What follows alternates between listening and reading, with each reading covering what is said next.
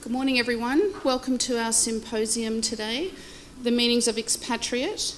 I'd like to introduce the four panellists that we have today. We have Margaret Shaffer, Mila Lazarova, Peter Dowling, and Dave Lepak. And they have come from the United States, is it Oklahoma, Canada, Australia, and the US, and it's Massachusetts. So they've come a long way, and I've come from Singapore and Chris has come from London. So today what we're going to be doing is talking about a paper that Chris and I authored that was published in the International Journal of HRM in January this year about the meanings of expatriate, and what it's about is construct clarity of the term business expatriate. Today's agenda is relatively straightforward. I'm going to do a very brief 10-minute introduction. Then we're going to have presentations by each of the four panellists, which run for about 10 minutes each. Then we will have reflection by Chris, who will be taking notes during the session based on the response from the four panellists and an on-the-fly reflection back to us about where we're at in the conversation about this topic. And then we're going to have audience Q&A of 30 minutes to conclude the session, during which you're able to talk directly with each of the panel members about anything that you'd like to ask related to this topic. So let's get started. Why did Chris and I write this paper? Really, we wanted to make very clear that the word expatriate no longer adequately describes the concept that it claims to investigate. 30, 40 years ago, when expatriate studies were first being published, there really was only one type of expatriate, and that's what we now know as the assigned expatriate. But since then, times have changed, and contemporary expatriates are quite different from the expatriate of the past. What we were attempting to do here was to redefine the boundary conditions about who expatriates are in contemporary expatriation, in today's expatriation. So what was the problem that we were trying to solve? We feel, and we still do, that there is a lack of clarity about how expats are defined, and it's causing problems in our field of research. We also feel that the problem seems to be getting worse. There is sometimes a sloppy and casual use of the terminology used to define expats, and there's too many unstated assumptions about who these people are. Another problem that we feel has arisen is that the measures that are used in the empirical studies don't accurately represent the underlying concept that's being tested. That causes a problem when we try to compare findings across studies. The situation has led to what we now call a jangle fallacy problem, where there's a set of poor expat concepts that don't necessarily sum to a whole. What does this mean? It means that there are old and new constructs that overlap to such an extent that they're largely interchangeable, and we have this massive array of terms, which Dave is going to speak to shortly, that confuse us. And we're no longer sure who it is that we're actually referring to when we use the word expatriate or business expatriate. So what we did in this paper was we wanted to propose a solution. And the solution that we propose, which we do not conclude is the final solution, it is one proposed solution to moving forward, is we want construct clarity for the next generation of studies that are coming out about expats. So we propose a much tighter definition of the term expat, and business expat in particular. And we address these three questions. So really what we do in this paper is we want to know, to whom does the term business expat apply in the context of international HRM research? That's very important, and I'll make that clearer shortly. What are the boundary conditions under which we say that a business expatriate employment is enacted? In other words, who is a business expatriate and who is not? The third question that we wanted to answer was what types of business expats make up the talent pool? So who are they? What are their various types? What do they look like? what do we contribute with this article? The major contribution from this article is that obviously we wanted to move towards construct clarity about expatriates. Another is that we have a very theory-specific statement that we offer about who business expatriates are. But mainly what we wanted to do was one thing and one thing only. We wanted to be deliberately provocative, and we wanted to stimulate and initiate a conversation about this topic and about this, what we believe is an issue for our field, from which we can now go forward and continue in this dialogue and continue in this conversation. The most important thing, outcomes from this paper, are these aspects. This is how we define business expatriates. The definition implies 4 boundary conditions, which are in the paper. If you have not read the paper, the boundary conditions that we refer to are in here and are captured in our diagram. But the most important thing here is that we want to restrict the study of expatriation in our scholarship, in the International HRM scholarship, to those in employment. What we're saying is that if there is no business element, then there's no opportunity to meet the management element of International HRM. One of the things that I've found is that we call ourselves International HRM scholars, which implies that there's an employment criteria, and yet we are researching people, expatriates, that don't have an employment criteria, and we need to be clearer about who it is that we are studying and why, if we say we are in the international HRM management field. Here is our model that we developed. This is what we call our prototype model, and these are the boundary conditions. I'm not going to go into this because it's very technical and quite detailed and would take too long, but you can read about that in the paper that we published. So anecdotally, I want to share with you, to conclude this brief introduction, how we wrote this paper. Papers like this, many papers like this don't have a straightforward path to publication. And it was a pretty long and winding road, and there were 3 critical incidents along the way for me. I wrote this paper, I wanted to write this paper for a long time, about 7 years in fact. I recognised that there was a problem with construct clarity about expatriates in 2010, about a month before I graduated with my PhD, so I was a pretty new scholar. But I'm an expatriate myself, and I've been an expat for 17 years. So a lot of what I observe about expatriation is based on anecdotal evidence or my personal experience of it, which I then try to translate and bring into the research that I do. I was at AOM in Montreal. It was 1 month before I became Dr. McNulty, and I had taken into confidence a person at that conference at AOM and explained to them my idea, my concern about the meanings of expatriate. It was supposed to be a confidential and private conversation, and 2 days later at a caucus that was held with 150 of our closest colleagues, I was called out for that private conversation and pretty much told that my idea was rubbish and that it had no place in the IHRM field and that I was wasting my time if I pursued it. So I'm not going to name names, but it was humiliating because I thought I was having a private conversation, as we all do, about ideas that we have. That was incident number 1. I went away from that as a junior scholar, a new junior scholar, quite intimidated and put the idea on hold. Then I went to IFSAM in Limerick 2 years later, and I had known of Chris, but I had not ever met him, and I made a comment in a session about this issue of a lack of construct clarity about expatriates. And Chris won't be offended by me saying this here because I've said it to him before.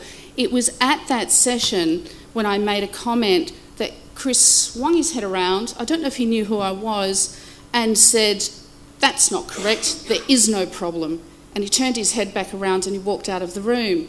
And again, it was another public wasn't humiliation. By this time I was getting quite miffed.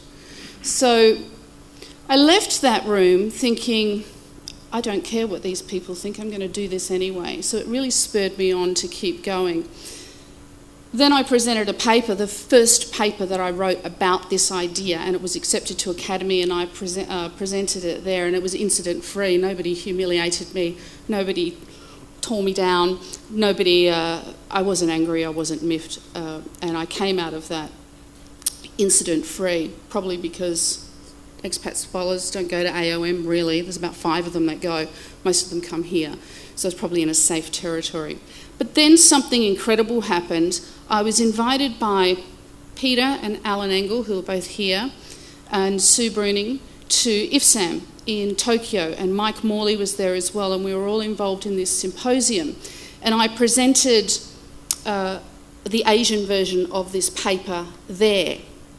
And I got up to speak, and Peter and Alan will remember this, Alan will remember it especially. I got up to speak about this paper, and as I looked into the audience, Chris Brewster was sitting there staring back at me, and I fumbled and bumbled my way through this symposium presentation, and about 3/4 of the way through I had to stop myself and fess up, own up to the audience that I was making a complete mess of this presentation, which is very unlike me. Usually I can get up here and just go into auto mode, and then I confess the reason why was because of this incident I had with Chris Brewster 2 years earlier at IFSAM in Limerick, and I was very put off by the fact that he was in the room. So Alan Engel actually shouted out from the audience, "Chris, please leave the room," so that Yvonne can get on with it and we can hear what she has to say.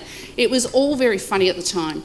The most amazing thing happened, which was that after that session, once I was back in Singapore and Chris was back in London, he emailed me, and he didn't email me to apologise or say any such thing. He emailed me to say, here's a paper I've been working on, and what it did was it opened up a door for me to go back to him and say, I really don't hold a grudge against you, but perhaps I could ask you to look at this paper that I'm having trouble progressing.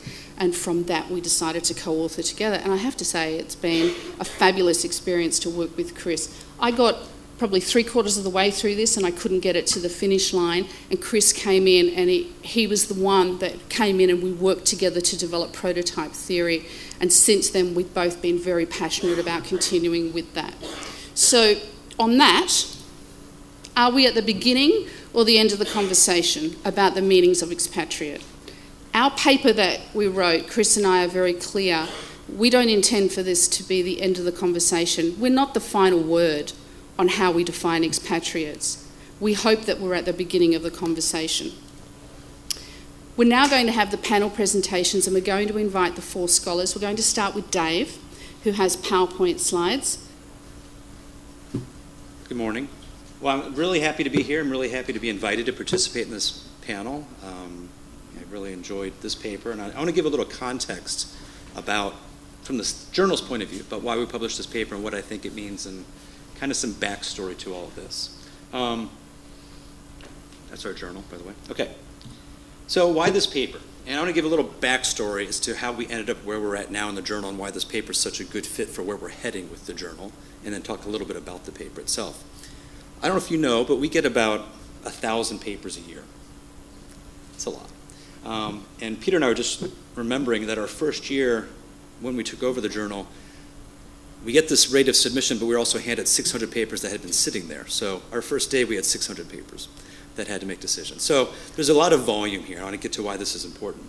And 2 years ago, we made some decisions that were really important to where we're headed. And we decided a couple things. One, we wanted the journal to be really good. We knew this from the very beginning, but the way things were running, it was on a downward spiral. That we were publishing too many papers. The review process was laughable on a good day. And I'm just being honest about the state we were at.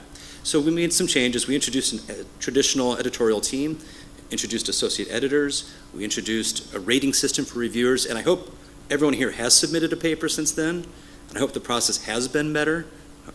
You can lie and just, yeah, it has been, okay, good. But a couple other things that we've done. So we also made some important changes in terms of what we're trying to accomplish. So we reduced the number of papers. We can't reduce the number of issues. We've been told that that's impossible. So we just publish fewer papers per issue. That's the closest we can get to publishing fewer papers. One of the other changes, or two of the other changes we've made, is that recently we've eliminated is not the right word, we've made it a competitive process for special issues. We're really getting control of that. It got out of hand. It was just a lot of challenges with that, so we're controlling that. But the most recent change has been this introduction to the annual review that we've initiated this year. So this paper, this is the context of this paper, was one of the papers in our first inaugural annual review. And I think that's really important. And the review is intended to be kind of a flagship issue every year where scholars will go for cutting issues, for critical topics, for conversations that we need to have and we really need to engage in. So I'm really thrilled that we published this paper. I was really thrilled that you wrote it, that we accepted it, that it's here, and I think it's going to make a big impact, and I think it already is making a big impact. Okay. Just to contextualize our journal a little bit more, we get a lot of papers, and we're an international journal of HRM, but we're not only international HR. We get all topics. But by far, the two main areas at the top left, strategic HR and international HR. And within that domain, expatriates. There's a large number of our submissions. It shouldn't be a surprise if you look at our associate editor team, those two areas have the most associate editors because that's the most submissions we get. So this topic is a critical topic for our journal. Expatriates, I think we've published some really good research in that over the years, and it's definitely where we keep getting submissions and we get a lot of attention. So I'm going to get to the paper now and talk about that in the context, going back to what we're trying to accomplish as a journal. And a couple things. So I'm kind of talking about my own opinion as well as the paper's opinion. And you can see that some criticisms of the field, and I would apply this to most fields as well, but this one is kind of represents a lot of these issues. One of the things that crossed my mind, reading this paper, is that is it too much old wine in new bottles? The phrase of, do people keep coming up with new terminology or try to splinter terminology to feel like they're making a newer contribution? And it makes sense. I mean, a lot of journals say it has to be new to be published. Well, I can make something new by taking one term and splitting it in two, right? Now it's new. And I think a lot of that has happened over the years. And I didn't even list all the acronyms. That figure you put up earlier with those circles, I don't even know what all these mean. And I'm the editor of this journal. I feel like I need to go back and learn something. So the fact that the terminology is so broad, just related to one area of research, I mean, that's problematic. And I would agree that does warrant attention. I have a minor in IO psychology from graduate school, and in that area it's very much construct, validity, reliability, construct, clarity. So I really appreciate that focus, and I truly believe it. And I think this notion of discriminant validity, construct clarity is critical. And it's critical if we take the notion of, to advance any field of research, we have to agree on what we're talking about, because otherwise we're just talking past each other. And so, which brings us to this paper. And this is a great sentence in the paper. While we all know what expatriates are, we don't always agree on what they are. It's like we know it when we see it. And that applies to a lot of other terminology too. So we all know what expatriates are, but we're going to have our own terms to talk about what we're talking about. So a couple of things about this paper, about why it was published. First of all, I thought it was very provocative in the sense of, but more basic, I like the focus of getting the field to try to revisit the core. What is it that we're talking about? Because, as one scholar goes and talks about one type of issue, another talks about another type of issue, we're abandoning the basis, and the foundation's not set. So it's kind of building on quicksand. We need to have these constructs very clear. And doing that requires that all these different parties kind of get more engaged into this conversation about what it is we're talking about. So, folks that study these other terms might view expatriates differently, and that's fine. But we have to kind of have some agreement on the common language about what is and what isn't involved in these constructs. Because when you're talking about an expatriate, and you're talking about an expatriate, we can't be talking about different things in your mind, which I think is what happens in the journal. Because again, it's a natural inclination of scholars to try to come up with new constructs because that's what gets published. So it's not doing better research, it's doing newer research. Sometimes it's better, but not always. So I don't know if everyone's had the chance to read the paper. You should have. If you didn't, it's fine, I guess. But it does a really good job of explaining why this is a problem. The terminology that they put forward in terms of the definition is reasonable. It makes sense. I think it's a good way as a starting point. And I know you used the word conversation earlier, and I'm going to get to that point. Because I want to emphasize, this is a conversation. This is not set in stone, any of these points. So we need to continue this conversation. I was reading the paper, and I didn't put anything that I disagreed with on the slides today. I don't agree with everything. I think I would push back a little bit on the importance of employment. And the reason I raised that point is when this is just some work I'm working on with gig economy and gig workers. They're legitimate workers. There are companies that thrive with this type of workforce. If you acquire the notion of employment, you just lost a large section in a growing section. Now, I don't know what that means. I'm not saying your definition's wrong, but I'm saying, okay, how would that definition apply in this context? Now, am I just going to come up and make the term gig expats?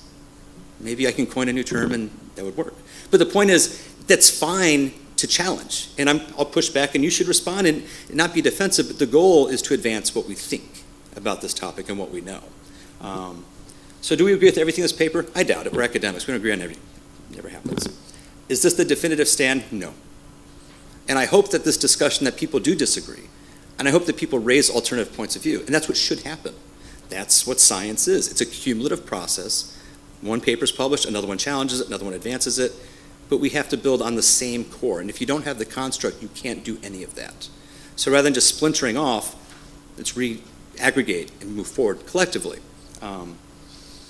So pushing back the conversation to get back to key elements to build, what I would like to see, and this is just a pet project of mine that I'm actually trying to do in my own research, I like these dialogues. I think they're great. I hope this discussion today is not just praise, but is discussion, disagreement, debate. That's what we want. That's what we need. And I would like to see all those different circles, people in those areas, to work together and do studies. Because if we all agree going into a study, we all have the same assumptions. But if we get different people at different points of view, we're going to have better science. We're going to have better studies. Does that make sense? Okay. That's all I have to say. I enjoyed the paper very much. Thank you for allowing me to talk about it. So I thought you did a great job. Sure.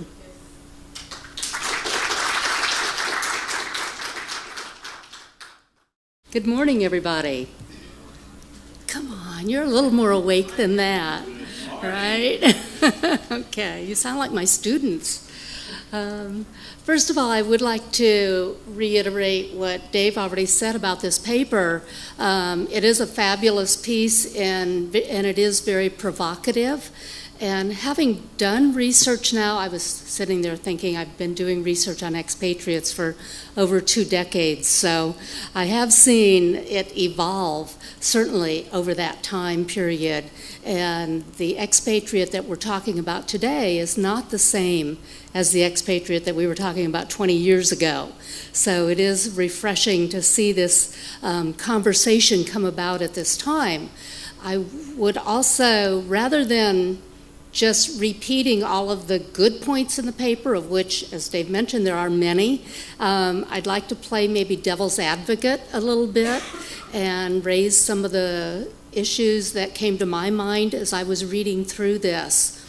One of the things that stood out to me when I was reading this article was their chart where they had all of the top 25 papers listed and the fact that there were no definitions provided in there. And my name was on there and I thought, now I always define my constructs, so I actually went back to look through these papers and looked for those definitions. And no, there wasn't a definition of expatriate in there. So I'm wondering, okay, now why is this? And I'm thinking, well, is it really a construct? Is expatriate a construct? And I know in my own research, I didn't treat it as one. It was never a part of my models, although it was certainly the target who I was studying. So I wonder if it really is a construct or is it a population that we're referring to. And I think that those are two different things. And that may be an explanation for why there were no definitions in those, in not just mine, but almost all the other manuscripts also. That may be why, but I don't think that that's a good excuse. And I do think that we should be more careful about defining who it is we're studying. I really appreciated in the paper that Yvonne and Chris wrote that they broadened the scope of expatriate to consider these other types of global employees. And I think that's really where businesses are going today. They have to examine these alternatives like the frequent international business traveler, the short-term assignee. I could throw out some of those abbreviations that were up there, but I agree a lot of those, I look at those and I think, what does that mean? We do need to, I think, expand our understanding of these different global employees, because I think as HR researchers, we do want to inform people that are managing these employees. So we want our research to have practical advice, practical implications. I would ask Yvonne and Chris if when they were writing this, if they actually interviewed some international HR managers and got their perspective on what an expatriate is within the business context rather than just within the academic context. And I think that and maybe Chris will address that when he sums up here, because I think that would be very useful. It didn't come across really clearly in the manuscript that was where you were going with this. So that would be another item. Another issue that I wanted to bring up to perhaps muddy the waters a little bit is to illustrate some of the complexity of defining an expatriate. This is comes from an experience that I had with a paper that was under review at a journal and was ultimately rejected, but I don't think it was rejected because of this, but it was an issue that was raised by the reviewers, and they were questioning whether or not the sample that we were using really represented expatriates. So I'll give you this story about this. The sample was a group of teachers who were recruited from English-speaking countries for the most part to come into the United States and teach in our elementary and secondary schools here, and to also be a cultural bridge for doing so. The problem is that they really didn't fall under the umbrella of a corporate expatriate, because the schools were not hiring them directly and they were not supporting their transition here and all. They also did not fall under the umbrella of self-initiated, exactly because they did have some support system in place. There was a third-party firm that recruited them from these countries, that gave them some cross-cultural training, and that facilitated their entry into the country and placed them in these schools to teach. So we had some pushback from some of the reviewers saying, well, maybe these are international teachers and you should look to that literature and place them within that context. But the questions that we were studying and asking about them were not related to their experiences as a teacher. We were questioning their experiences as someone living and working in a foreign country on a temporary basis. The temporariness of it also came out because they were on a J1 visa and they were restricted in terms of how long they could be here. And so I think one of the reviewers commented that this is not typical of expatriates, that they have that finite sort of assignment that they have to leave the country at a certain point. So that also didn't quite fit the definition. I bring this example up because I'm not sure, where they fall. And so if as we have our discussion, if some of you have some suggestions as to whether or not you really think that these would be classified as expatriates or something else, I think that would help us to continue this conversation about what an expatriate is.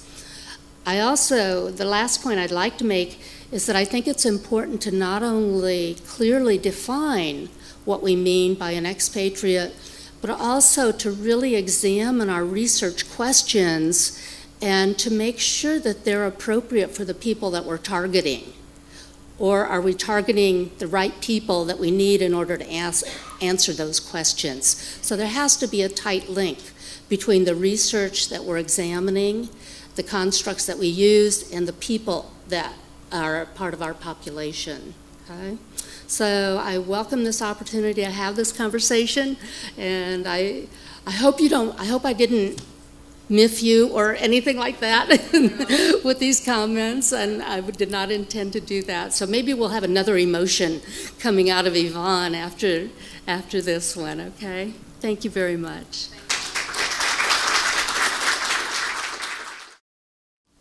Well, good morning everyone, and I'm delighted to be here. I'm going to make some more general comments, which hopefully will fit into the topic. But then again, I've just retired, so if the answer is no, it wasn't relevant, then I might say, oh well, okay, thank you for the feedback.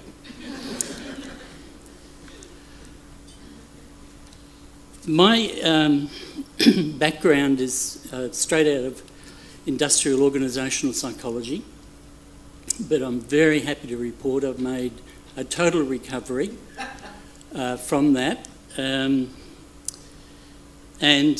one of the reasons that I was able to recover from that, and when I did my honours year, for example, my thesis was on cross-modal perceptual matching using visual and haptic touch of 5-year-old children.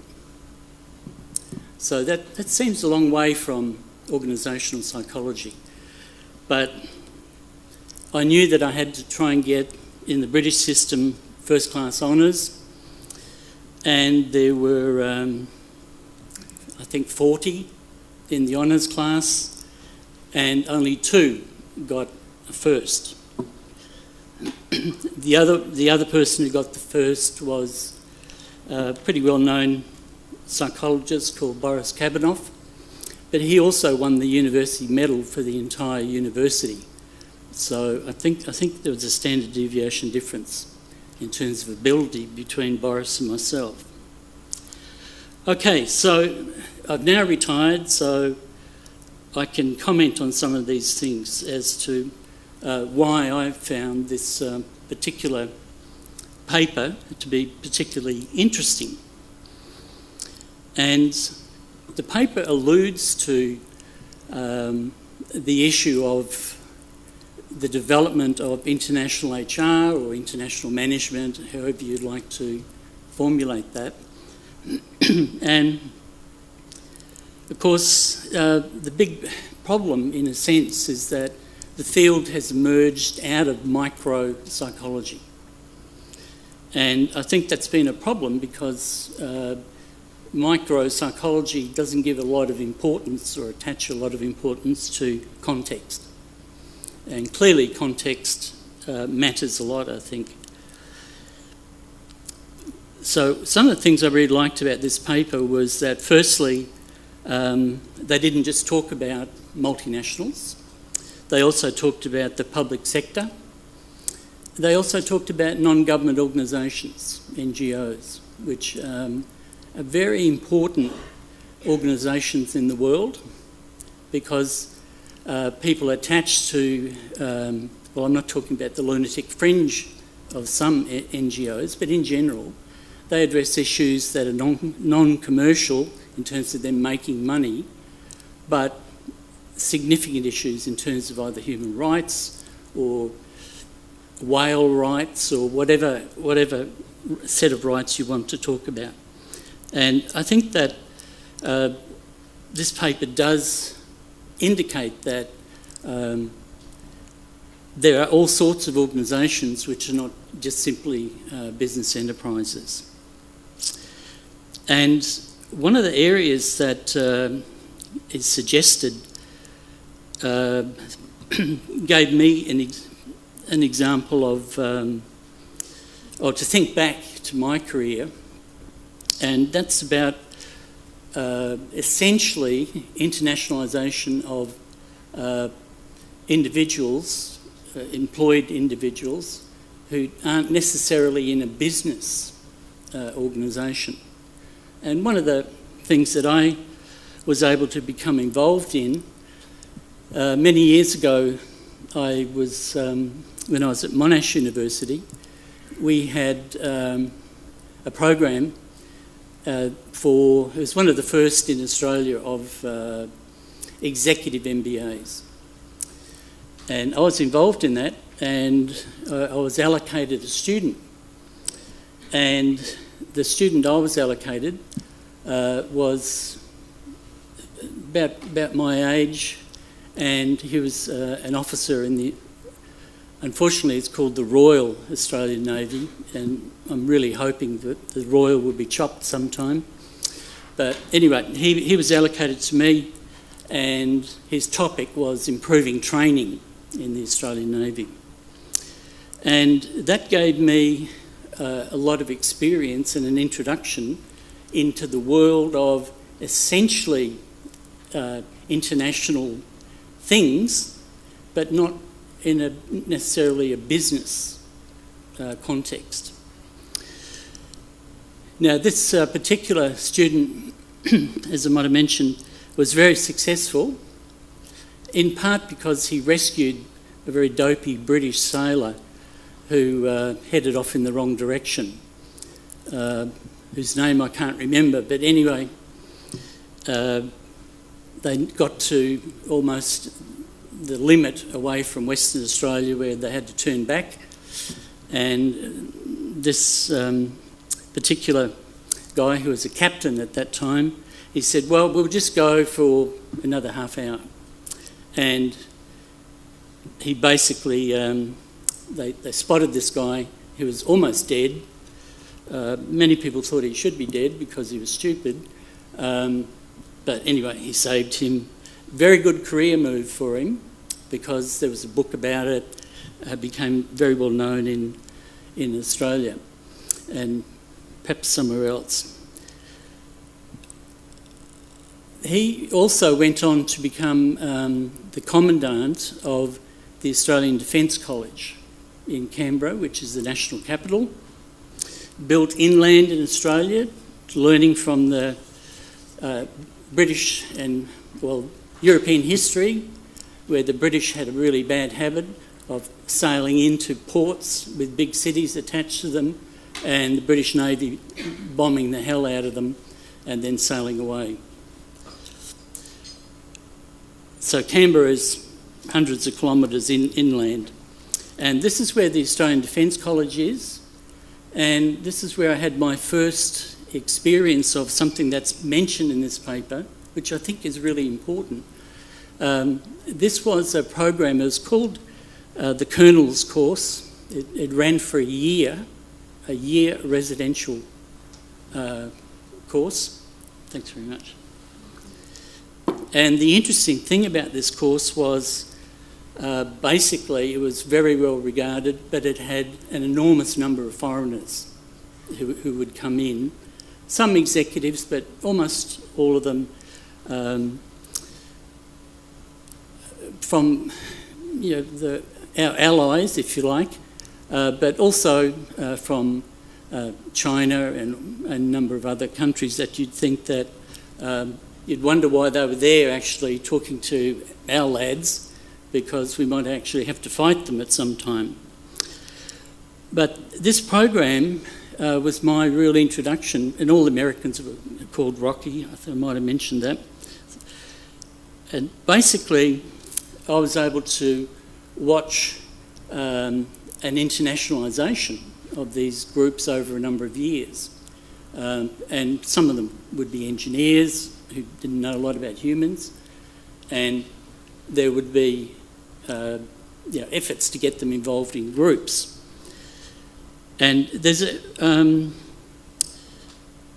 quite a discussion in the paper about new types of training, and that was my experience really of that. And out of that I got a number of invitations to go to different countries, mainly in China, and to extend the contacts and where you see what happens in terms of development. The paper also on page 3 talks about new types of activities that are happening, which I think are highly relevant to our interests. And one of them, for example, talks about new types of international employment. Now, if you're interested in international business, one of the things the Chinese government has just announced is called the Belt and Road Initiative. Now, this is essentially a Chinese version of the Silk Road, reimagined, and of course, as with everything Chinese, it has a number of objectives, some public, and then lists this long, which is the private targets for that. If you look at if you've never heard of it, you should Google it, and this will be, I think, probably one of the major developments of the 21st century, because this will generate new types of international employment, a selection and training of people to be involved in this, to sort of understand how you would have to interact and cooperate with people all the way from the Silk Road, which of course was from China to Europe. So there are a number of things in this paper which I thought were unique and really quite prescient in terms of things that might happen. And the last point I'll make is just talk about, I think that we in this area, in international HR, need to think more in general about context. So, for example, if you look at the McKinsey publications, they're only usually very small. But, for example, one I looked at recently in 2015 talked about 4 global forces breaking all the trends, and one of the trends is urbanisation, mega cities, which develop contacts with other mega cities. And one statistic, the global urban population is rising at an average of 65 million annually over the last 30 years, which that contributes 7 Chicagos a year, every year. So this is a change. You can't ignore that kind of activity that started. We all know about the economic and demographic impact of technology, and we can see that in terms of aspects in terms of the internet, mobile phones, and also we can look at other trends such as an ageing population, particularly in the decadent West, because they're not having enough children, and the other areas just simply highly disruptive events, such as the new Silk Road, which I think anyone who's interested in international business and how this is going to impact, you should have a look at it, because some of the designated areas the Chinese have indicated, there's nothing there other than the topography, and the geography indicates this is where a city should be, or a railhead. And what's going to happen over the next 20 years is Western countries are going to have to fit with this to understand what it is the Chinese are trying to do. And clearly, this is going to have a mega impact. So I think that I'll probably leave it at that, but I just would congratulate my colleagues in terms of deciding to put on this kind of what I call more macro, because macro is, we all know that PSYOP is, well, it's not an evil organisation, but it's an imperialist organisation, because if you're not a card-carrying organisational psychologist, I mean, I used to be, but hallelujah, I gave up, and I discovered the world of macro. So I think this will be a productive area, and as I said, I think it would have to be unique people like our two colleagues here to actually start this debate. Everyone knows Chris. Sometimes he gives feedback which is developmental but difficult to accept, and of course his female accomplice is someone that I've known for many years, and also comes from a somewhat non-traditional background in terms of some military experience. I think I'll stop there, and if anyone's got any comments, I can't imagine you'd have a question, but you may have a comment. Thank you.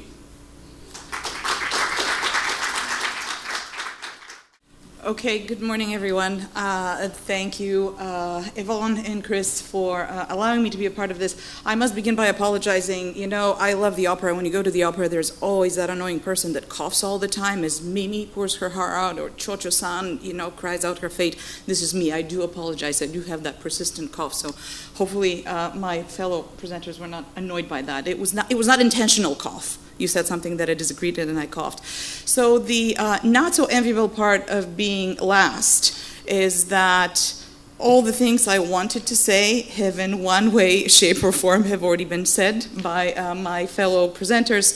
The enviable part is I get to point out that I'm the youngest of them all, at least in academic years. I'm only 20. So that gives me some encouragement this morning. I very much like that piece for the provocation that it presented. What I found most valuable in it is the broader commentary on the state of research of expatriation.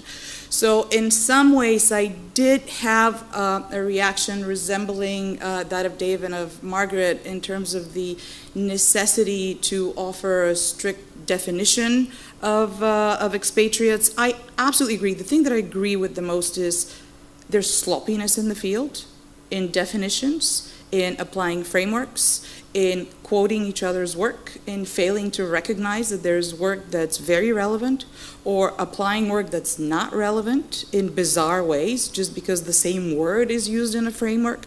So unfortunately, that there is sloppiness, and calling it by what it is what I applaud you for, because it is sloppy.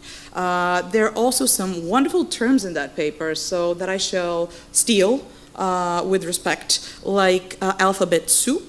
Poor construct mixology is another one that I think we should all familiarize ourselves with and avoid them as much as we can. So I am worried about that. But I'm trying to be a glass half full kind of a person.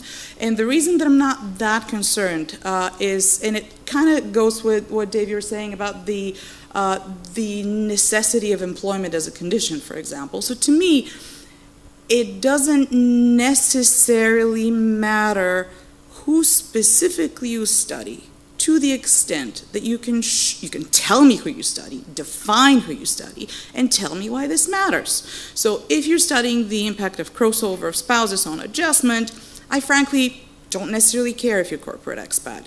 If you care about organizational commitment or how the organization supports a globally mobile person, then I absolutely care about the organization.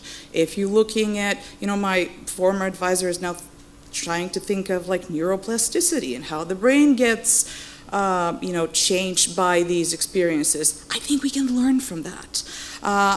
We have learned from the Peace Corps, from people that have engaged in missionary work. In fact, some of the biggest people in our field have themselves engaged in missionary work, and we have learned a lot from that.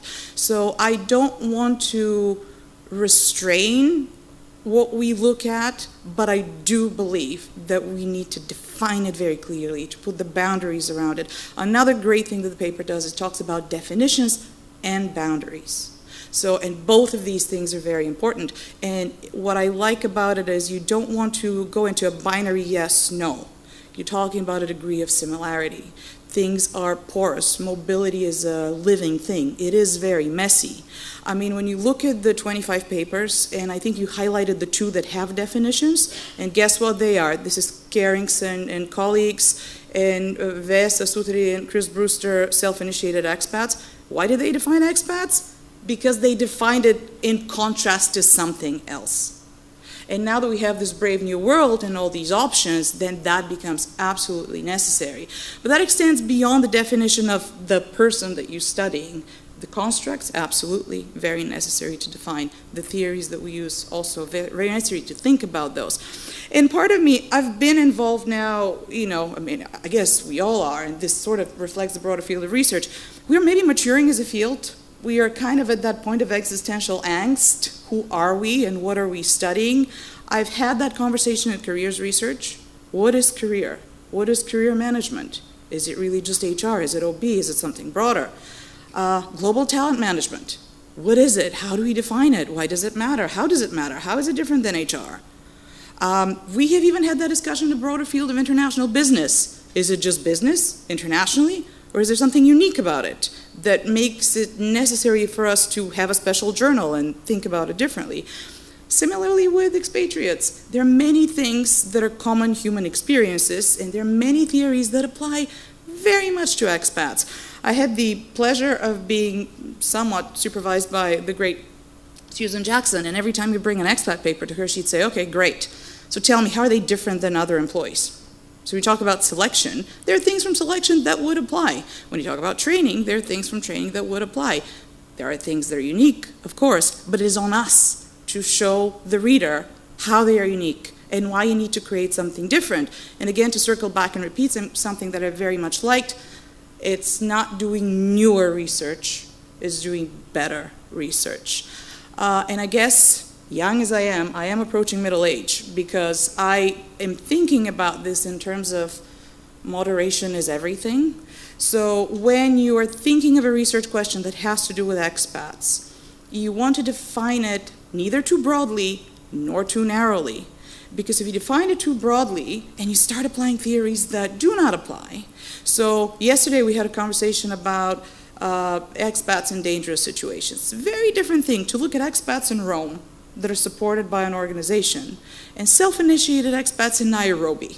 Like, these are 2 very different experiences. So you need to be quite careful how you approach that. Context is everything. That's one of the golden rules of international HRM, I think.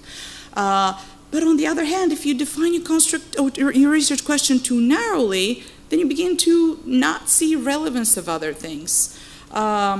Working with junior scholars, I'm sure you would agree with me that they often tend to think that what they do is unique, and nobody else has ever done it. So if I were to do a study of academics that have gained their education in the United States of America and then have gone back to Eastern Europe, that is a very specific population. Has anybody done a research on them? No.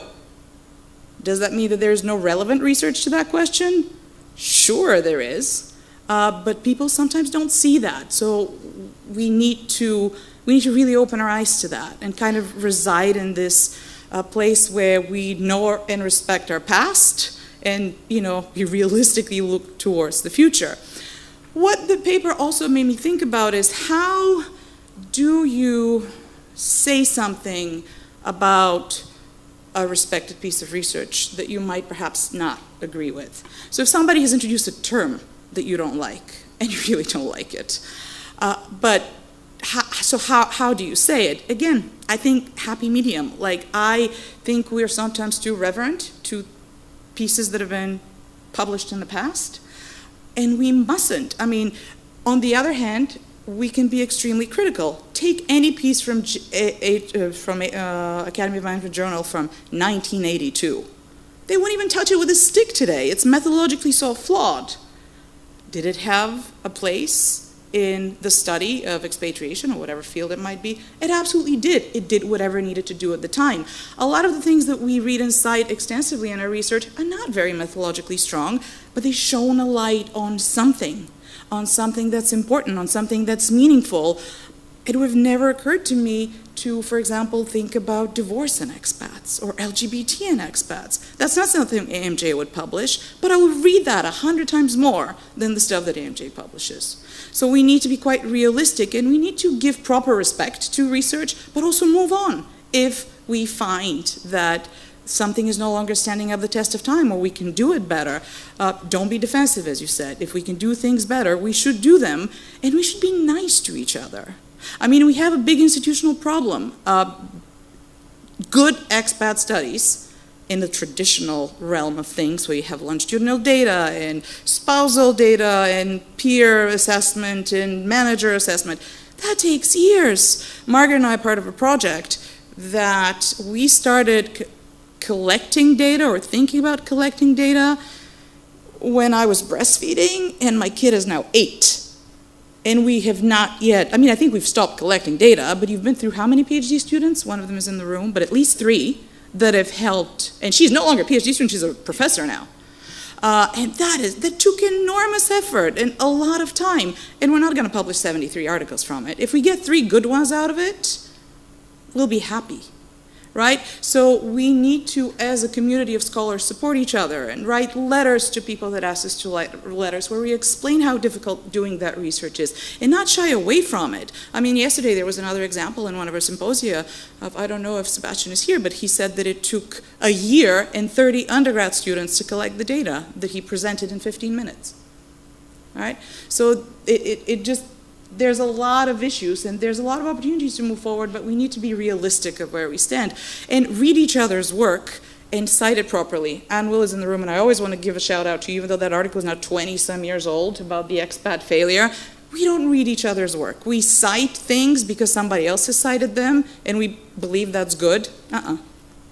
Right? So glass half full, glass half empty.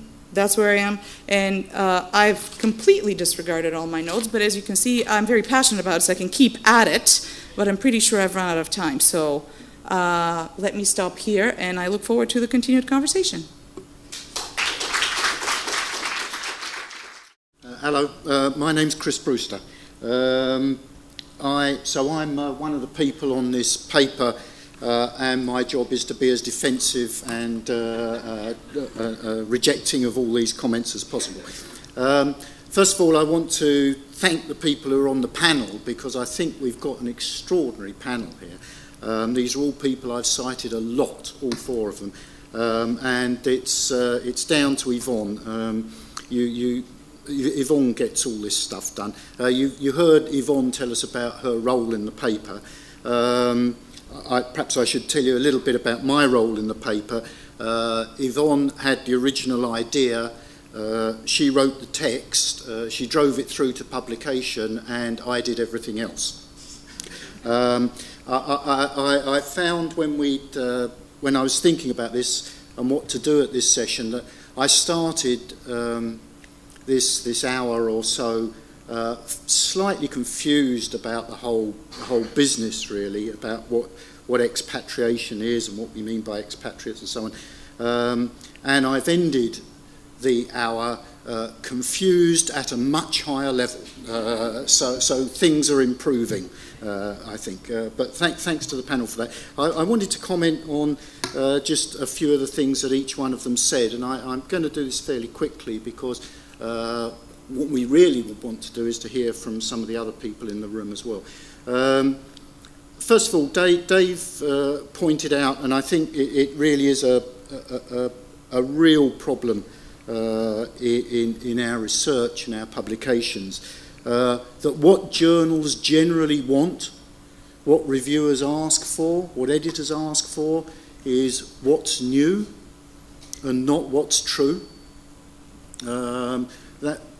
we think we're doing that because that's the way we do proper science. We progress by developing new theory. Actually, if you look at proper science, medicine and chemistry and stuff, they don't progress that way at all. They do vast numbers of replication studies, and then they try to find out where there's something that they didn't quite understand from the differences between those studies, and that's how we get new medicines and things developed. We've got really stuck in this new not true, and I've been involved in that as well, where we've had to try and sort of pretend or carve out something to pretend it's new, when actually what we've got is just a replication of a study, but in a different context, a point I'll come to in a second, but something that just shows something didn't quite work the same way, and that's what we need to try and understand. I think that's very important. The other point I like from Dave's presentation, I picked up from that, was this thing about being a bit more aware of the fact that what we should be talking about is work and not employment. It's a point I've made elsewhere. Fewer and fewer, a smaller and smaller percentage of people are employed, and a larger and larger percentage of people are working but are not employed. That's the way things have always happened in the underdeveloped world. It's the way things happened in Europe until about 300 or 400 years ago, and we're kind of going back to that with these gig economy, Uberization, on-call contracts and all the rest of it. And that's not reflected at all in the international HRM literature, so we do need to pick that up. Margaret, as ever, made a number of very perceptive points, particularly I think the very first thing she said is these may be expatriates, but they're not necessarily the same people. They're not the same people now as they were 25 years ago. And they've changed and things have changed. And yet we're still using a lot of the same concepts and ideas to try and understand this. And I think that's a very significant point. I think also the other thing that I picked out of there was this thing about self-initiated expatriates. You were talking about this different population that you've come up with, and I think there's a piece of work to be done on more detailed understanding of the self-initiated expatriate construct or population, whichever it is. I mean, in the original piece that Professor Sutri and I did on self-initiated expatriates, we actually had some of those third-party organisations in there, but that's got lost. We haven't followed it up, and as far as I can see, nobody else has. There's a lot of people who get jobs through agencies or through other organisations, which we haven't researched at all. We just don't know anything about them. You did ask about whether we talk to IHRM specialists about this role. Both of us, of course, have done that job, so we kind of feel we know it, and I work with them a lot. But no, we didn't talk to them, and we didn't do that deliberately. I think that too often in business academics, in management academics, we end up chasing what's going on in industry or what the consultancy's latest fad or fashion is. And I think we need different standards. I think we can help them and contribute to what they do by being clearer about what's ours and what's not. Expatriates, generally for international HRM people, are the people they pay on expatriate contracts. When I was doing it for the airlines, we didn't think about anybody else. Of course I knew that there were people in my office who were German women who were married to a Brit, and that's why they were there. Never occurred to me that they were expatriates. They weren't on the payroll as expatriates, so we ignored them. So I think that's that point. That was a bit defensive, actually, wasn't it? Sorry about that. Peter made another point about these are not the same people that they used to be to, but he also made the point strongly about context, something that I believe in pretty fervently. I think context is crucial in management science. I think we've gone completely down the wrong road, largely as a result of the influence of psychologists, perhaps, in terms of believing that we have to look for universal truths. If water's supposed to boil at 100 degrees centigrade in one country, it's supposed to boil at 100 degrees. That's a good scientific fact. And we're looking for those kind of scientific facts in management. It just doesn't work that way. Management is a different process, working through different mechanisms with different results and different outcomes for different purposes in different contexts. And I think if we don't understand that, then we're never going to be able to connect with the reality that managers face. I think if that's true for management science generally, I think it's particularly true for human resource management, hence our book on comparative human resource management, which you can buy from the Edward Elgar store. And I think it's particularly true for international human resource management, and we pay much too little attention to context. Just one other point that Peter raised, which I think is worth picking up, is most of our concepts about human resource management come from, however you define it, the West. Somebody called it, I think, the weird countries, the Western, educated, industrialised, rich, democratic, those sort of countries. That's where nearly all of our concepts about management come from. The People's Republic of China is doing things completely different ways. They are sending whole workforces to countries in Africa. Managers, executives, water carriers, everybody, the whole workforce, and we have no concept. That's just not covered in our literature at all, I don't think. So I think we've got to look at places like the PRC and work out what's going on there. And Mila, of course, was. I always agree with everything Mila says. Nearly always everything that she says. I think two things that I picked from that. One is that yes, the problem is sloppiness. We've been particularly focused on sloppiness in constructs. But there's also a lot of sloppiness in methodology. We will talk later on, I think tomorrow, is it? We're going to talk about the articles that we did on self-initiated expatriates. They were based on a very clear, measurable database where we could report response rates, and we could talk about representativeness very clearly. Extraordinary numbers of things that I end up reviewing just can't do that.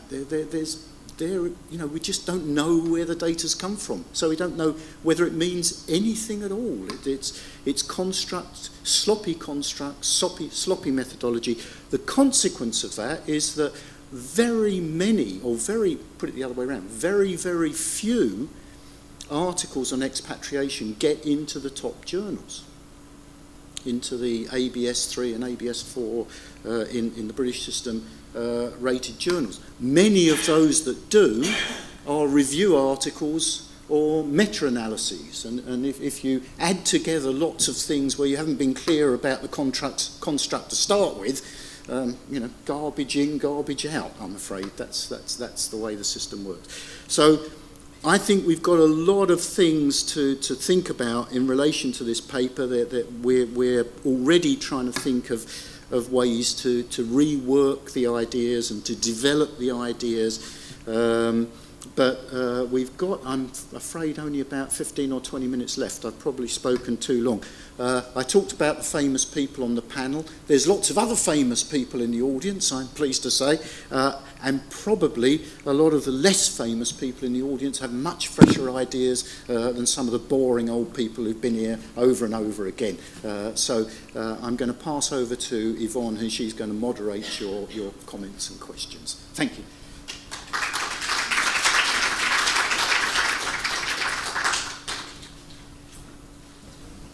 So let's kick it off. Who's got a question? First question. Yes.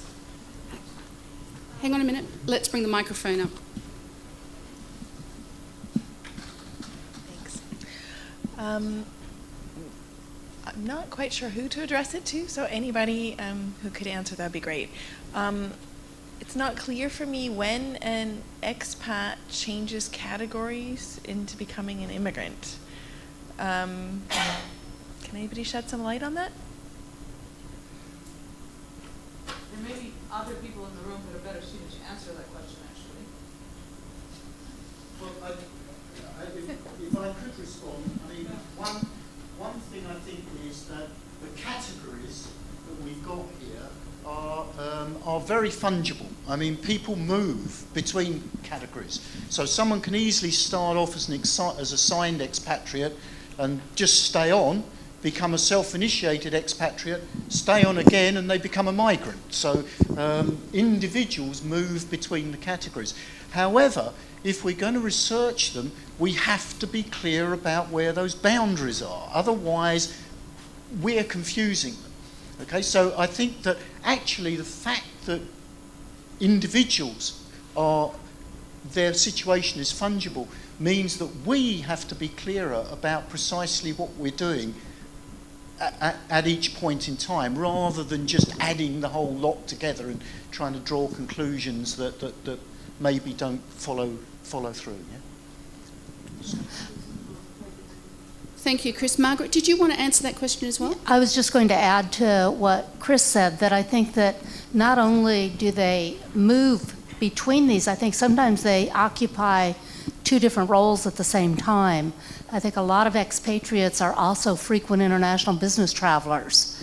And so to a certain extent, I mean, what we've been doing in our research is asking them which of these categories comes closest to describing your role in the organization. And we let them sort of self-select that then. Thanks, Margaret. Any further comments on that question? Okay. Gunther, you have a question. Well, I actually had a related comment or question. You know, I have to confess I haven't read the paper very carefully because I didn't have the time, was planning to do this afternoon, but I skimmed it, you know, before coming here. And one thing that really struck me was when I looked at your graphical illustration, you know, the different research streams, the various forms of global work or types of global workers, how little they actually have in common. Now, I suppose this is based on the boundary conditions that you have identified, but when you look at that, for example, you know, the degree of overlap between self-initiated expatriates and organization-initiated expatriates is actually very small. The one between migrants and expatriates is barely existent, so very little overlap. But it seems to me, when you look at these different literatures, that there's actually a lot that they have in common in terms of concepts that they share, theoretical frameworks, underlying assumptions, you know, empirical research findings, concepts such as adjustment, acculturation, you know, coping are very important, you know, for all three kinds of global workers. So my initial impression was that, you know, this graphical illustration sort of underestimates the commonalities that exist, and especially the potential that exists for cross-fertilization, you know, across these different research streams. And then my second comment was, you answered it basically, that these sort of categories are more permeable, that they seem, and that, you know, you can, you know, become from self-initiated expatriates, you can become a migrant, and, you know, so that this might change over time.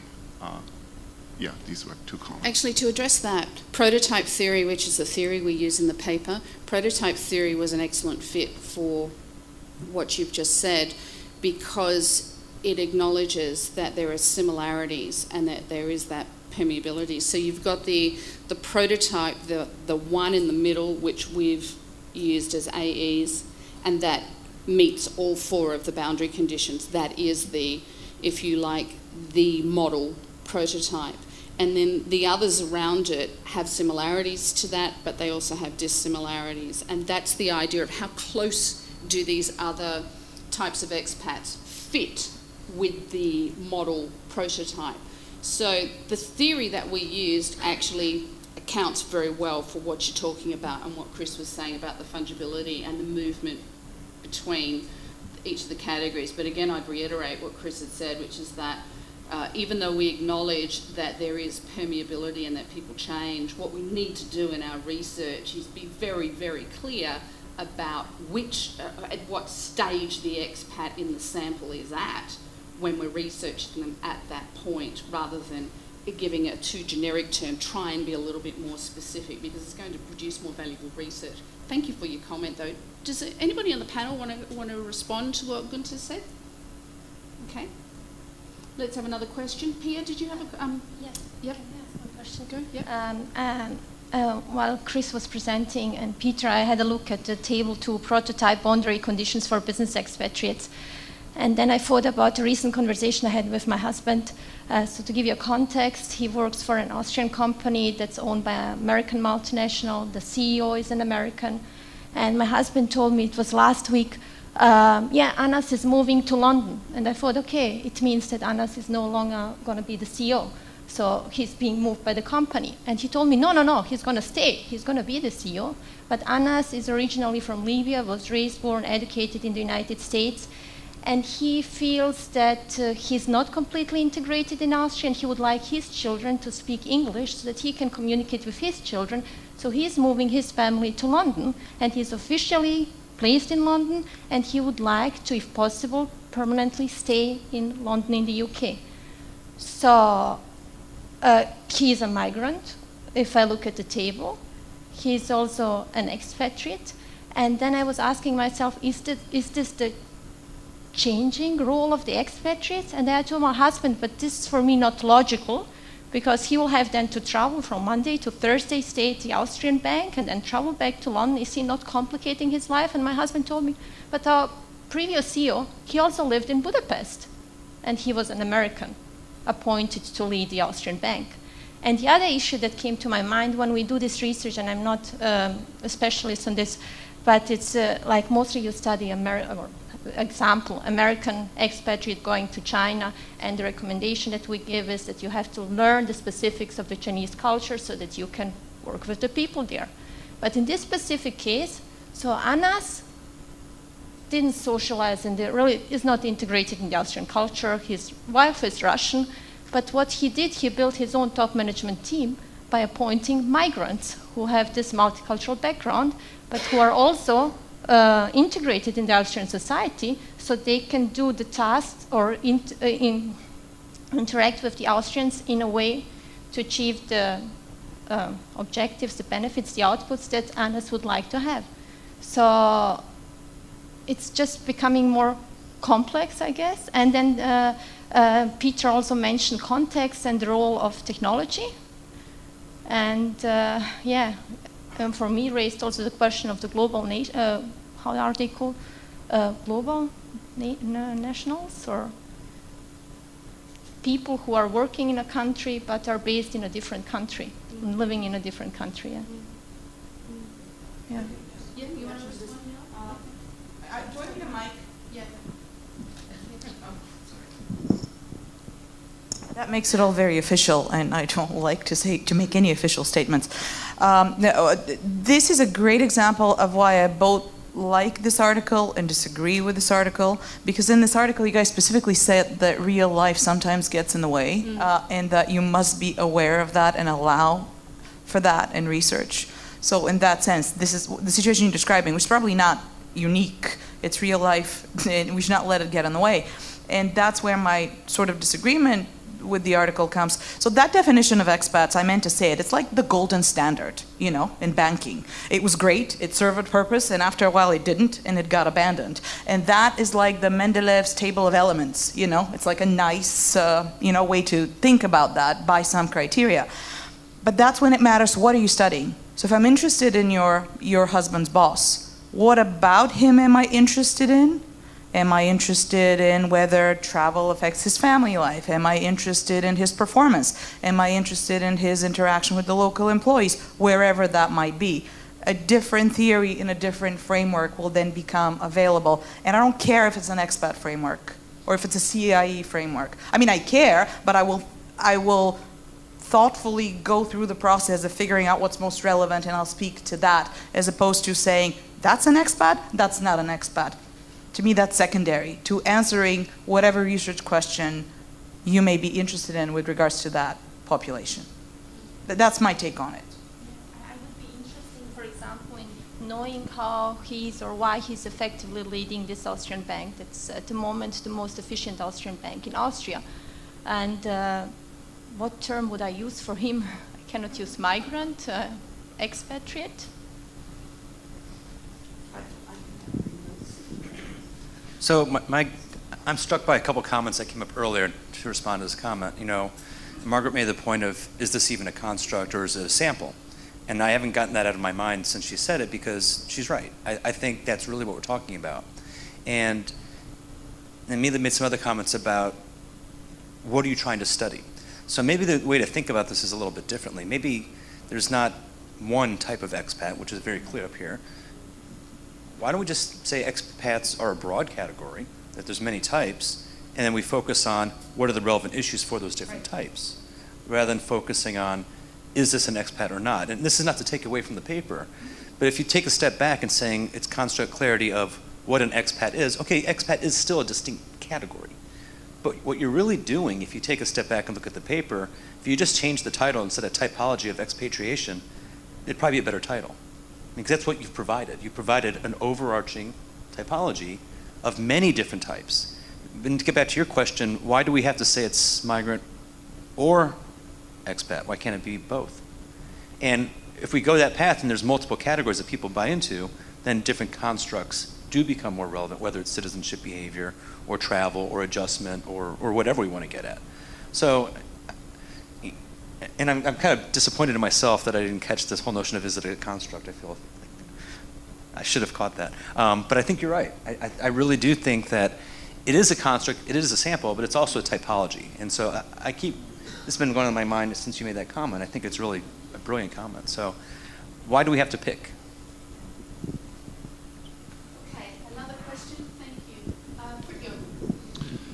My question is not just to the panel, but to all of us. I'm asking myself whether we are struggling with this definitional issue about expatriates, because it is, in essence, a national concept. Expatria simply means outside of your fatherland, or in some languages, motherland. So it is a national concept. And I'm wondering whether we're struggling, therefore, with this concept simply because this national notion, or the notion of nationality, is really a relatively young idea, young in terms of historical, thousands of years. It's 250 years old, that we conceive of everything as nationality and therefore foreignness. But foreignness, as we all know, can mean something else. It's a perceptional notion. We perceive people as foreign because they have foreign or strange ideas, or they have a foreign look, or whatever. So foreignness, the way we think about it now, is a national concept, and I'm wondering whether we are therefore struggling with this expatriation concept. And I begin to think that we are hopefully losing, increasingly, through globalization, we are losing this national concept increasingly. So it's just a thought that is going through my mind, and I'm wondering whether it is relevant to our debate, because increasingly we have people that do look different and have different ideas from the way we conceive of them. We conceive of them as whatever, Germanic looking, but they might be Asians inside, or they might have, outlandish ideas. Again, outlandish, national concepts. So should we do away with these national connotations and think about, new definitions to describe people in global roles, in managerial roles. Just a thought. Actually, Margaret, that was a basis of your JOM article in 2012, wasn't it? About global work, right, as opposed to expatriates. Would you like to comment, respond to what Fritjof was saying? Yeah, in our JOM article, we really focused on a larger picture than just expatriates and focused on global employees in general. And I think even in looking at this, I would say that those are different categories that we label global employees rather than expatriates. And I think many of these categories probably fit better in that broader system of that. But with respect to your comment about nationality being relevant, and I think that it is, and I think one area of perhaps of future research, we haven't talked a lot about that, where we're going from here, but one area would be interesting and to look at is the movement of these global employees or expatriates from developing countries to developed, as well as from developed to developing. And I think also to look at it from developing to developing. We have the Chinese moving into Africa, and that's a very different experience. And so I think that would be worth pursuing as well. Thanks, Margaret. Fritjof, did you want to... Can we do Phil first? We'll go to Phil. Phil, would you have a question? Thank you very much. I have a comment and I'm seeking the panel's response to it, picking up very much on what you just said, I think, about the global employees and your earlier comment about linking to practitioners. The first thing I wanted to say is I'm a second-year PhD student and I found the article wonderfully comforting, very helpful. My concern is about the new term being proposed, so the words business expatriate, not with the definition that sits behind it, but those words. When I came to this field, I came from a different bubble. And I thought there was no research in my area at all, because in my bubble, the words used were secondment and assignment. I didn't know that the world of IHRM scholars is still using the word expatriation. And I think there's a risk if we decide the new term is business expatriate. First of all, to the practitioners, they will see the word business and assume it excludes NGOs and public sector organizations. So that suggests some other word, maybe organization. I don't know. Mm-hmm. And I also think using the word expatriates or expatriates is also risky because that's generally being used less and less by the practitioner field. I've been trying to suggest that the term is maybe international assignment. I have no idea if that's right. There may be issues with that. But I'm concerned that the business expatriate term is going to increase or not reduce the gap that exists between the researchers and the practitioners. So I'd be interested in your thoughts on that. Mm-hmm. Great question, thank you. Or great comment, I should say. Who'd like to respond? Chris, do you want to respond to that? We deliberated over the use of the term for many, many months. Yeah, I think we kicked the idea of business expatriate around quite a lot. I mean, basically what we were, and we did, I think we do say in the paper, don't we, that we include NGOs and public sector and so on. Yeah, but no, I take your point. But in the end, the solid academic answer is we couldn't think of a better word. So we stuck with business expats and then tried to explain it because we couldn't think of anything else.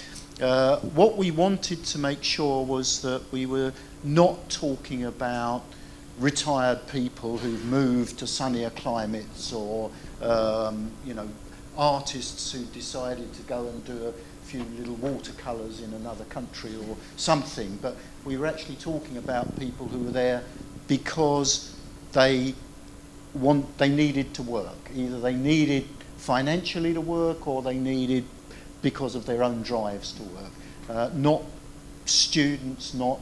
So somehow we tried to come up with a word and,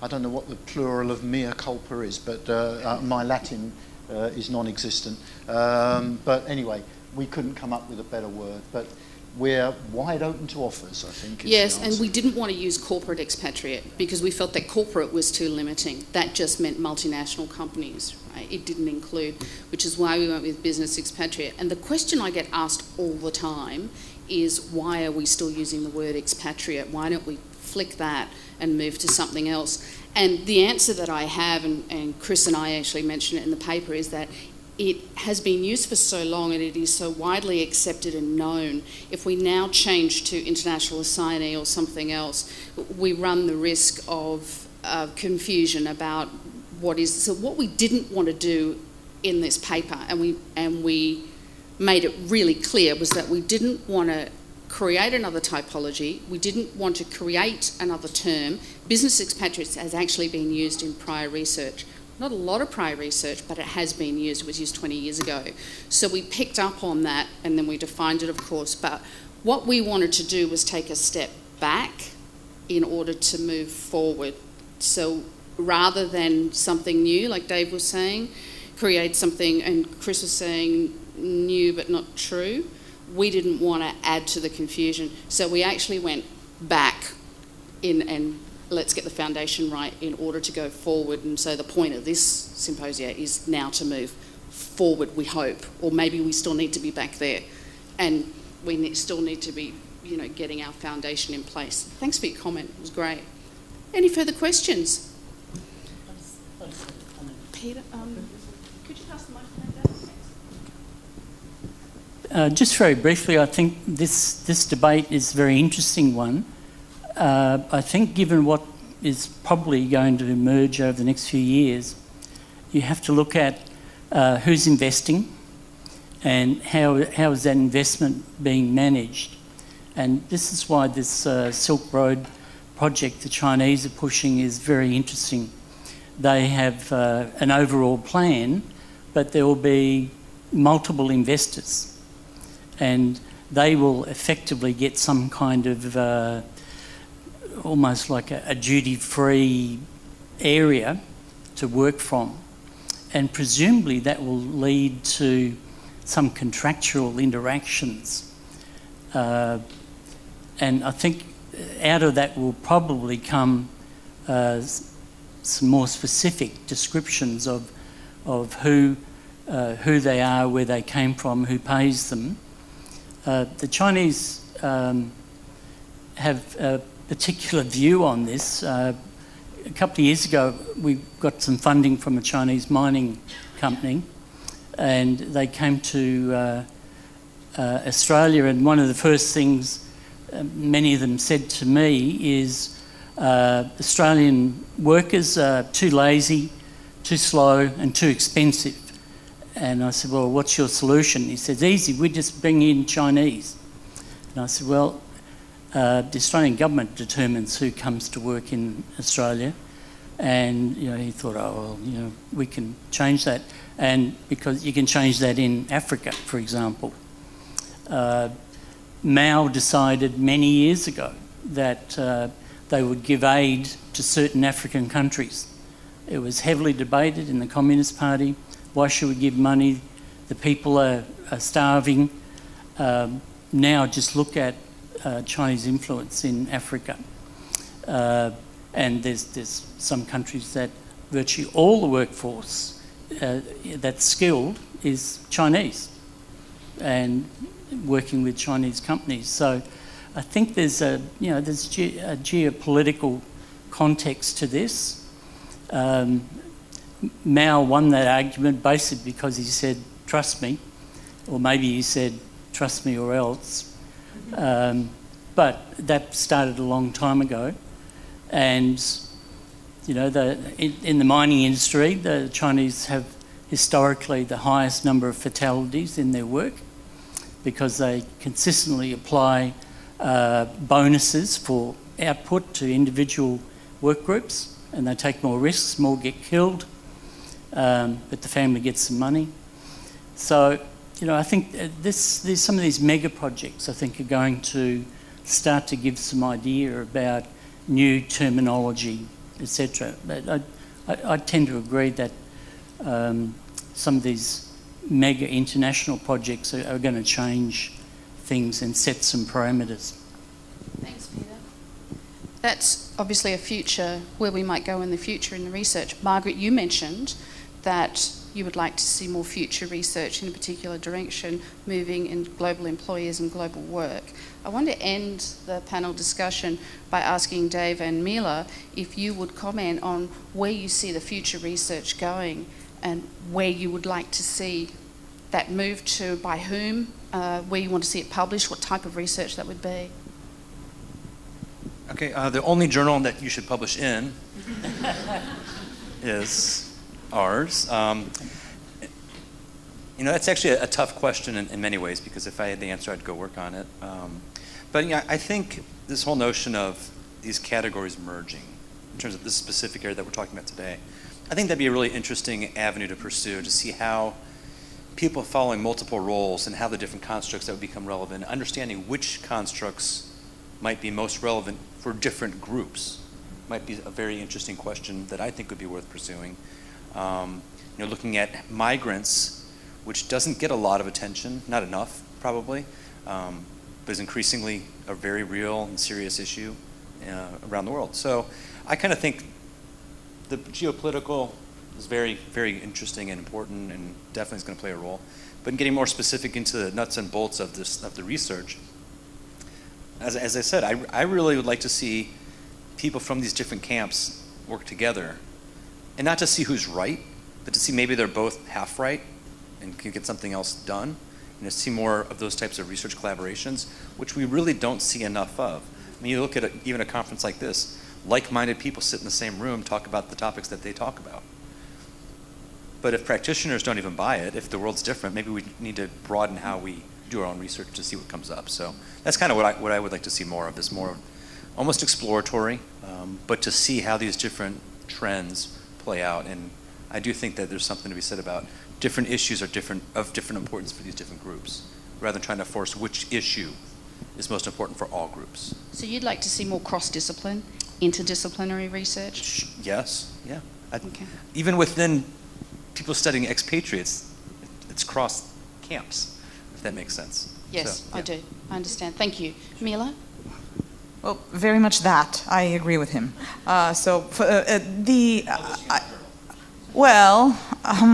Okay, I won't say anything. But actually, a really interesting, sort of deviating just for a bit from what you asked, a really interesting piece that I thought in some way was like a companion piece to your piece, even though I don't think it was meant to be a companion piece, and I'm sorry, it's in a different journal. It's an HRMJ. Phyllis Tharanow has written a piece on the methodological aspects of doing that sort of research that fits really, really well with this, so I'd encourage everybody to look at that. So, better research. I want to see all of it, as long as it's done well. I want to see all of it, but I also want us to not, what's the saying, not lose sight of the forest for the trees, right? So that diversity is great, but also some level of integration. So what does it all mean, right? So yes, all of it, but at the same time not losing sight of the big picture, trying to be aware of a big picture, and yes, being aware of real life and where real life takes us. So I do get it, Chris, I completely agree. We should not be going after the latest fad, but we should also, one of the terms, for example, that I don't think you're very crazy about was that global domestic term. So domestic people having international careers, which frankly is oxymoronic, it makes no sense, but there are these people that physically don't change location, and yet their jobs are very international. I don't care how we call them. We said global domestics, give me another label, I'll happily use it, as long as we describe who they are, as long as we describe what we're interested in about them, and as long as it's useful to us and to everybody. And the last thing, and this is, you've heard it all before, but why don't we do it? I want to write a study that is called How Practical Are Practical Implications. So that, I think, is also what we must do, okay, being sort of mindful of real life. Thank you, that's terrific. That concludes our symposium. Thank you everybody for attending and coming, for the questions and the participation. I want to thank each of the panellists who came a really long way to Glasgow to participate in this. We've had many, many, many emails over many, many months to get the four of you here together. So thank you very much from Chris and I, and thank you to everybody in the room. Let's go and have some morning tea. Thank you.